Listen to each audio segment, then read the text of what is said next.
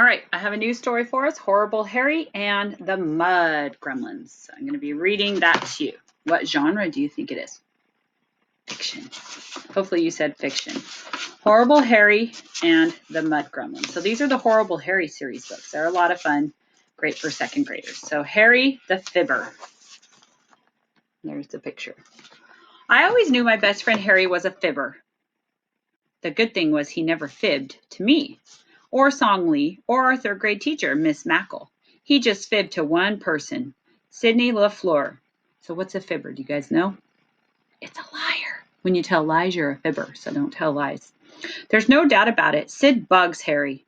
One day, Sid sneaked one of Harry's homemade brownies and then had the nerve to ask about the crunchy part. Well, Harry got revenge by telling Sid a fib. He said the crunchy part was a special ingredient he had added. Cockroaches. Boy, did Sid flip out. He didn't know it was just chopped almonds. I thought it was funny. Besides, Sid had it coming. He can be annoying. He also had this bad habit of calling Harry a canary. Once Sid put canary stickers on Harry's chair, Harry's lunchbox, and then Harry's new library book about dinosaurs. Harry got so mad he planned a triple revenge. Another fib. It happened after school. Harry told Sid he wanted to shake his hand to thank him for all the canary stickers. When Sid asked why the handshake felt so slimy, Harry told him it was a slug. Sid screamed all the way home. So they're not always very nice to each other. Harry told me later it was just leftover banana from lunch.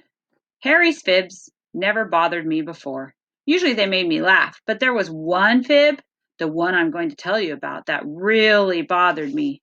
It gave me goose pimples and made me sweat. Harry's mud gremlin fib.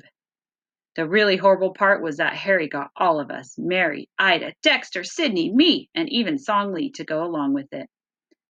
It all began one Monday morning in November when Harry wore a necklace to school. The next part is called Harry's necklace. Hey, Doug, Sidney whispered when he walked into room 3B. What's Harry wearing around his neck? Looks like a necklace, I said, hanging up my jacket. A necklace, Sid giggled after he put his lunchbox on the rack. We walked over to the science corner.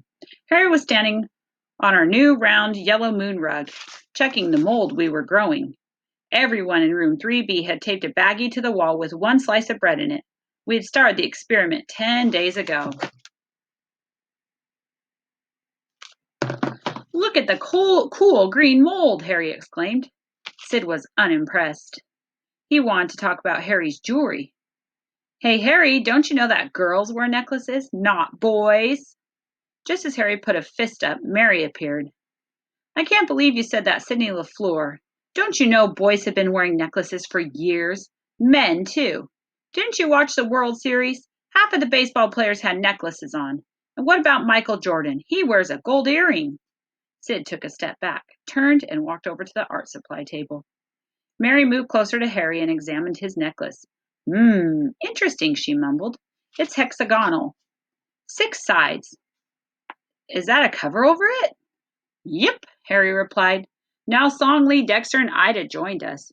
What's underneath the cover? Ida asked. A locket, Song Lee guessed. Nope, Harry answered. I'll show you. Very slowly, Harry slid the cover to one side. My grandma got this for me at the museum shop on Sunday. It's a microscope. See the glass lens?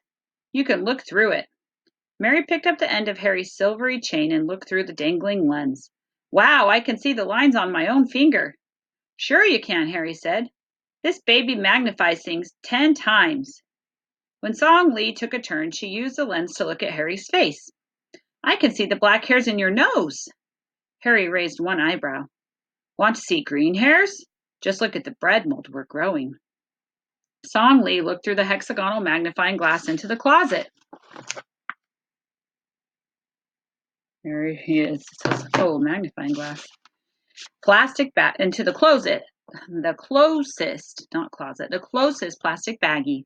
Ooh, neato! It looks like green fuzz growing out of craters. Yeah, Harry agreed. But it's not as cool as what I saw this morning on the way to school. What did you see? Mary demanded. You mean, what did I discover? Harry corrected. I discovered a kingdom of mushrooms. A kingdom of mushrooms, we replied. Hey, what's up? Sid interrupted. He had returned to the science corner wearing a yellow yarn necklace. 3 paper clips were hanging from it like silver jewels. No one made a comment, so he made a necklace to be like Harry. We were too interested in Harry's discovery. Harry lowered his voice. Just wait till recess. I'll show you some wicked-looking fungi, and you can look at it with my new magnifying necklace. What's fungi? Fungi. Fungi, Sid blurted out. Fungi, Harry corrected. Don't you pay attention in science? Mushrooms are part of the fungus kingdom like the bread mold we're growing. My grandma told me we use fungi to make detergent, penicillin for antibiotics, blue cheese, and, Harry flashed his white teeth, salami. Ah, Sid gasped, catching his throat. Mom made me a salami sandwich today. I'm eating fungi for lunch.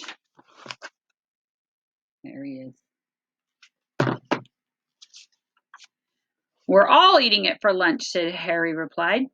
Yeast is a fungus that's inside bread, but when it's between our toes, it's called athlete's foot. You gotta be tough, Sid. Sidney's face turned as green as the mold in our experiment. Harry patted him on the back. Today's your lucky day, Sid. You get to eat a double fungus sandwich, salami and bread. Song Lee giggled. Can you show us the kingdom of mushrooms at recess? At recess, Harry said, holding up a finger. But first, anyone who wants to see it has to promise not to tell where it is. It's a secret place. It's a secret place. Everyone watched Harry make a small circle with his index finger and thumb. Put your fingers in here. One by one, we put our index finger inside. It was a tight fit. Now repeat after me, Harry said, lowering his voice and squeezing our fingers. We huddled together on the moon rug and listened. I promise, Harry began. I promise, we repeated. To follow Harry to the kingdom of mushrooms. To follow Harry to the kingdom of mushrooms, we answered. And never tell anyone where we go. And never tell anyone where we go, we repeated. Good, Harry said, breaking up our circle of fingers. At recess, you're going to have the mushroom treat of a lifetime. Then he tucked his microscope necklace inside his sweater and gave us a toothy smile. That's it for those 2 chapters. Hope you liked them. Come back for the writing wall and the next one. Bye-bye.